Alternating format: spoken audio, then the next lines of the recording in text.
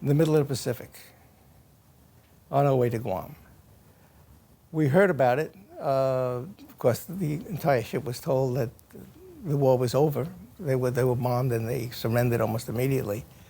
And there was almost a mutiny on board ship. What are we doing going to Guam? We didn't know, by the way, we didn't know we were going to Guam. We just know we were going to the Pacific. We said, turn the damn thing around. Let's go home. I mean, what are we doing going out there? There's nobody to fight anymore. Let's go home.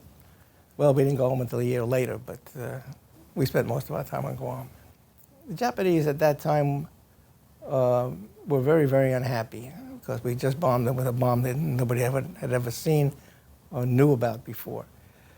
And they had about 1,000 or so Japanese soldiers on this little island of Rota who was supposed to be there to take over Guam, in other words, to run it, more or less. And they, of course, couldn't get to Guam because the war was over and there was nobody there to take them to Guam. And Guam was still ours. I mean, we got it back. And they decided that we can't let them die there. I mean, it just doesn't look good public relations-wise. So they picked them up and brought them to Guam. The reason it was easy for them to convince, they didn't care who was coming to get them. They didn't care. At that point, they were eating spiders.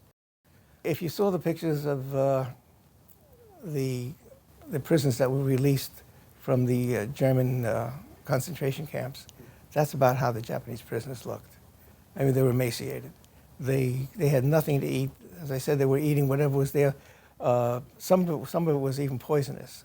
I mean, some of them even died eating things that weren't good for them to eat. But so when we got them, we fed them, and we kept them in compounds. And they became easy to talk to and friendly. I mean, if you can think of, the war was over.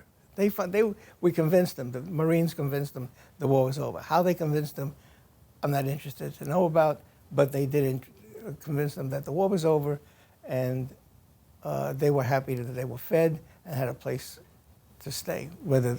How they were treated, I don't know.